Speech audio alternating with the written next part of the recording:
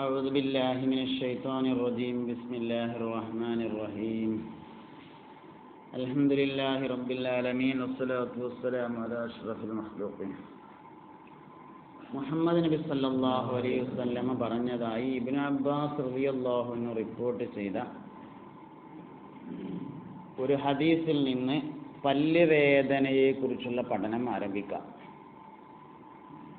ഇബ്നു നബവിയിൽ നമ്മൾ 58ാമത്തെ ഹദീസായിട്ട് അത് പഠിപ്പിക്കും. വൻ ഇബ്നു അബ്ബാസ് റളിയല്ലാഹു അൻഹുമാ ഇബ്നു അബ്ബാസ് റളിയല്ലാഹു അൻഹുമാ പറഞ്ഞു, അന്ന റജുലൻ തീർച്ചയായും ഒരാൾ ശക്കാ ഇലാ റസൂലില്ലാഹി സ്വല്ലല്ലാഹു അലൈഹി വസല്ലം ശക്കയാണ് റസൂൽ സല്ലല്ലാഹു അലൈഹി വസല്ലമയിലേക്ക് ആവലാതി ബോധിപ്പിച്ചു. ബിവജഇൽ ളിർസി പല്ലുവേദന. ഫറഖാഹു റസൂലുള്ളാഹി സ്വല്ലല്ലാഹു അലൈഹി വസല്ലം അപ്പോൾ നബി തങ്ങൾ അദ്ദേഹത്തിന് മന്ത്രിച്ചു കൊടുത്തു. ഫഖാല നബി തങ്ങൾ ഇങ്ങനെ പറഞ്ഞു, ഉസ്കുനി അയ്യത്തുഹരി, ഏ കാറ്റേ നീ അടങ്ങ്, വായു നീ അടങ്ങ്. അസ്കൻതുക നിന്നെ ഞാൻ അടക്കി നിർത്തുന്നു. ബില്ലദീ സക്കന ലഹു മാ ഫിസ് സമാവാതി വൽ അർദ്, ആകാശഭൂമികളിലുള്ള എല്ലാം അടങ്ങിക്കൊടുത്ത അല്ലാഹുവിനെ കൊണ്ട് നിന്നെ ഞാൻ അടക്കി നിർത്തുന്നു. വഹുവ സമീഉൽ അലീം, അവൻ കേൾക്കുന്നവനും അറിയുന്നവനുമാണ്. ഉസ്കുനി അയ്യത്തുഹരി അസ്കൻതുക ബില്ലദീ സകന ലഹു മാ ഫിസ് സമാവാതി വൽ അർദി വഹുവ സമീഉൽ അലീം എന്ന് നബി സല്ലല്ലാഹു അലൈഹി വസല്ലം തങ്ങൾ പറഞ്ഞു. പല്ലുവേദനയുമായി ബന്ധപ്പെട്ട വേറെയും ഹദീസുകൾ വന്നിട്ടുണ്ട്. ബഹുമാനപ്പെട്ട അബ്ദുല്ലാഹി ഇബ്നു റവാഹ റളിയല്ലാഹു അൻഹുവിന് പല്ലുവേദനയുണ്ടായപ്പോൾ നബി തങ്ങളോട് വന്ന് പരാതി പറയുകയും നബി തങ്ങൾ ആ വേദന ഉള്ള ഭാഗത്ത് ഇങ്ങനെ കൈ വച്ചിട്ട് ദുആ ചെയ്യുകയും ചെയ്തതായി വേറെ ഹദീസിൽ വന്നിട്ടുണ്ട്. അപ്പോൾ ഈ ദുആ പല്ലുവേദനയുള്ള ആൾ സ്വയം ചെയ്യുകയാണെങ്കിൽ എവിടെയാണോ വേദന ഉള്ളത് അവിടെ കൈ വെക്കുക. കൈ മൊത്തം വെച്ചാൽ കോൺസെൻട്രേഷൻ കിട്ടൂലെങ്കിൽ വിരൽ വെക്കുക. ആ ഭാഗത്തേക്ക് ശ്രദ്ധിക്കണം. എവിടെയാണ് അപ്പോൾ ഇവിടെ പല്ലുവേദന ഉള്ളത് വെച്ചാൽ മൊത്തം അങ്ങനെ വെച്ചിട്ട് അവർക്ക് ശ്രദ്ധിക്കാൻ കഴിയുമെങ്കിൽ കുഴപ്പമില്ല, അല്ലെങ്കിൽ ഒരു വിരൽ അവിടെ അങ്ങനെ അമർത്തി വെക്കുക അങ്ങോട്ട്. എന്നിട്ട് ഈ ദുആ നടത്തുക. ഉസ്കുനി അയ്യത്തുഹരി അസ്കൻതുക ബില്ലദീ സകന ലഹു മാ ഫിസ് സമാവാതി വൽ അർദി വഹുവ സമീഉൽ അലീം. അപ്പം അങ്ങനെ പല്ലുവേദനക്കുള്ള ഒരു പ്രധാനപ്പെട്ട ദുആ ഈ ഹദീസിൽ നിന്ന് കിട്ടും. പുറത്ത്. രണ്ടാമത് ഈ ഹദീസിൽ മറ്റൊരു കാര്യമുള്ളത്, ഉസ്കുനി അയ്യത്തുഹരി, ഏ വായു നീ അടങ്ങ് എന്നാണ്. നേരത്തെ നമ്മൾ നാസികാരോഗങ്ങളിൽ പറഞ്ഞതുപോലെ വായുകോപവുമായി ബന്ധപ്പെട്ടത് തന്നെയാണ് പല്ലുവേദനയും. വായു നീ അടങ്ങ് എന്നല്ല പറഞ്ഞത്.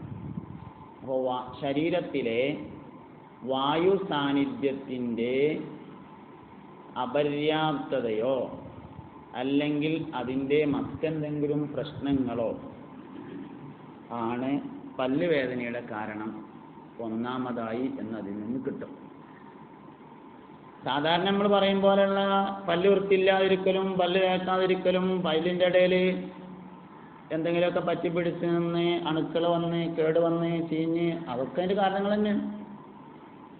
കാരണങ്ങൾക്കപ്പുറമുള്ള കാരണം വായുകോപമാണ്. അസ്കൻതുക ബില്ലദീ സകന ലഹു മാ ഫിസ് സമാവാതി വൽ അർദി വഹുവ സമീഉൽ അലീം. അല്ലാഹുവിൻ്റെ സമീഉ അലീം എന്നീ രണ്ട് ഇസ്മുകളുടെ സാന്നിധ്യം കുറയുന്നതാണ് പല്ലുവേദന എന്നതിന് കിട്ടും.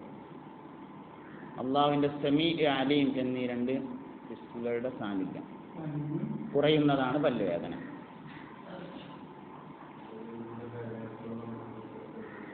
ഉണ്ട്. അപ്പോൾ വേദനകൾ മൊത്തം അങ്ങനെയാണ് കിട്ടും.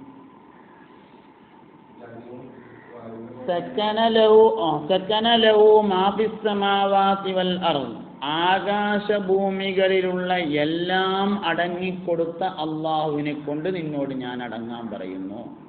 അതുകൊണ്ടാണ് കോപം എന്ന് പറയാൻ കാരണം. അടക്കമില്ലായ്മ, അതിൻ്റെ മോട്ട്, അതിൻ്റെ ശമനമില്ലായ്മ, അതിൻ്റെ സമാധാനമില്ലായ്മ, അതാണ്. അപ്പോൾ വായുവിൻ്റെ സമാധാനം പല്ലുവേദനയെ ശമിപ്പിക്കുന്നു എന്നുള്ളിടത്തേക്ക് എത്തും. മലബാറിലുള്ള ത്വബീബുമാർ, മലബാറി ത്വബീബുകൾ പല്ലുവേദനക്ക് മാവിൻ്റെ ഇല നിർദ്ദേശിച്ചിട്ടുണ്ട്. മൂച്ചിൻ്റെ ഇല ചതച്ചിട്ട് അതുകൊണ്ട് പല്ല് തേക്കാൻ വേണ്ടി നിർദ്ദേശിച്ചതായി കാണാൻ പറ്റും. പല്ലുവേദന ഉൾപ്പെടെയുള്ള എല്ലാ വേദനകൾക്കും വേദനയുള്ള ഭാഗത്ത് കൈവച്ച് സൂറത്തുൽ ഇഖ്ലാസ് ഓതാൻ വേണ്ടി നിർദ്ദേശിക്കപ്പെട്ടതായി മറ്റു ചില സ്ഥലങ്ങളിൽ കാണും. ഏത് വേദനക്കും പറ്റും. വയറുവേദന ഉൾപ്പെടെയുള്ള, തലവേദന ഉൾപ്പെടെയുള്ള ഏത് വേദനക്കും. അഹദിയ്യത്ത് എന്ന് പറയുന്നത് വലിയൊരു ശക്തിയാണ്, പ്രപഞ്ചത്തിലെ ഏറ്റവും വലിയ ശക്തിയാണ്. അപ്പം ആ ശക്തിയെ ആവാഹിച്ചുകൊണ്ട് വേദനയെ ശമിപ്പിക്കുക. സുക്കൂൻ ഇല്ലാത്തതാണ് പല്ലുവേദന എന്ന് വരുമ്പോൾ. സുക്കൂൻ എന്ന് പറയുന്നത് സ്വബറിൽ നിന്ന് വരുന്നതാണ്. പല്ലുവേദന വലിയൊരു അസ്വസ്ഥത ഉണ്ടാക്കുന്ന വേദന ആയതുകൊണ്ട് അരമണിക്കൂർ പല്ലുവേദന ഉണ്ടാകുമ്പോഴേക്ക് പല്ലുവേദന ഇല്ലാത്ത 23.5 മണിക്കൂർ നമുക്ക് ഓർമ്മ ഇല്ലാതാവും. പല്ലുവേദന ആകെ അരമണിക്കൂർ ഉണ്ടാകുക, അല്ലെങ്കിൽ 1 മണിക്കൂർ കൂട്ടിക്കോളി. അപ്പോൾ പല്ലുവേദന ഇല്ലാത്ത 23 മണിക്കൂറുണ്ട്, അത് ഓർമ്മ ഉണ്ടാവില്ല. അങ്ങനെ അത്രയും ഒരു അടക്കം കിട്ടാത്ത രോഗമാണ് പല്ലുവേദന. സംഗതി പല്ലുവേദന ഉണ്ടായിട്ട് ആരും മരിച്ചു പോകുന്നില്ല. നെഞ്ഞുവേദന പിന്നെ നമുക്ക് ആലോചിക്കായിരുന്നു, പക്ഷെ ഒരു സബൂർ ഉണ്ടാവില്ല. ആ നിലക്കുള്ളൊരു വേദനയാണ് പല്ലുവേദന. നേരിയ വെള്ളത്തിൽ അല്പം കല്ലുപ്പ് ചേർത്ത് അതുകൊണ്ട് കവിൾ കൊള്ളുന്നത് പല്ലുവേദനക്ക് നല്ലതാണ്. ഗ്രാമ്പൂ ചതച്ച് പല്ലുവേദനയുള്ള ഭാഗത്ത് വെച്ച് കൊടുക്കുന്നത് പല്ലുവേദന ശമിക്കാൻ ഉപകരിക്കുന്നതാണ്. പല്ലിനിടയിൽ ഭക്ഷണത്തിൻ്റെ അവശിഷ്ടങ്ങൾ അടിഞ്ഞുകൂടിയിട്ടുണ്ടെങ്കിൽ അത് നീക്കം ചെയ്തെങ്കിൽ മാത്രമേ പല്ലുവേദന പോവുള്ളൂ. സ്ഥിരമായ പല്ലുവേദനയും പല്ലിൻ്റെ ഊനിന് തകരാറോ പല്ലിൻ്റെ വേരുകൾക്ക് തകരാറോ ഉണ്ടെങ്കിൽ വേദനയുള്ള ഭാഗത്ത് ഹിജാമ ചെയ്യുന്നതും പല്ലുവേദനയ്ക്ക് ആശ്വാസം നൽകുന്നതാണ്. ശരീരത്തിൻ്റെ പ്രധാനപ്പെട്ട അവയവങ്ങളൊക്കെ പല്ലുമായി സന്ധിക്കുന്നതിനാൽ പല്ല് വൃത്തിയായി സൂക്ഷിക്കേണ്ടതും പല്ലിന് പറ്റുന്ന എല്ലാ കേടുകളും മസ്തിഷ്കം ഉൾപ്പെടെയുള്ള, കണ്ണുൾപ്പെടെയുള്ള, കാതുൾപ്പെടെയുള്ള ശരീരത്തിൻ്റെ പ്രധാനപ്പെട്ട അവയവങ്ങളെ ബാധിക്കുന്നതുമാണ്. ചില സന്ദർഭങ്ങളിൽ പല്ല് തേക്കൽ ശക്തമായ സുന്നത്തുള്ള സന്ദർഭങ്ങളുണ്ട്. ഉറക്കത്തിൽ നിന്ന് എഴുന്നേൽക്കുന്നത്, ഉറങ്ങാൻ പോകുന്നത്, ഇങ്ങനെയുള്ള വായ പകർച്ചയാകുന്ന സമയങ്ങൾ, ഇങ്ങനെയുള്ള ചില സന്ദർഭങ്ങളിൽ പല്ല് തേക്കൽ ശക്തമാണ്. ഇതിൽ ഏറ്റവും പ്രധാനമായിട്ട് പ്രത്യേകിച്ച് കുട്ടികളെയൊക്കെ പരിശീലിപ്പിക്കേണ്ട ഒരു കാര്യമാണ് ഉറങ്ങുന്നതിന് മുമ്പ് പല്ല് തേക്കുക എന്നുള്ള ശീലം. എല്ലാവരും ഉറക്കത്തിൽ നിന്ന് എഴുന്നേറ്റിട്ട് ഇനി പല്ല് തേക്കാൻ ശേഷം വൈകിയാലും ഉറങ്ങുന്നതിന് മുമ്പുള്ള പല്ല് തേപ്പ് എല്ലാവരും ശീലിക്കണം. പല്ല് കേടുവരാതിരിക്കാൻ ഏറ്റവും പ്രധാനപ്പെട്ട ശീലം ഉറങ്ങുന്നതിന് മുന്നുള്ള പല്ല് തേപ്പാണ്.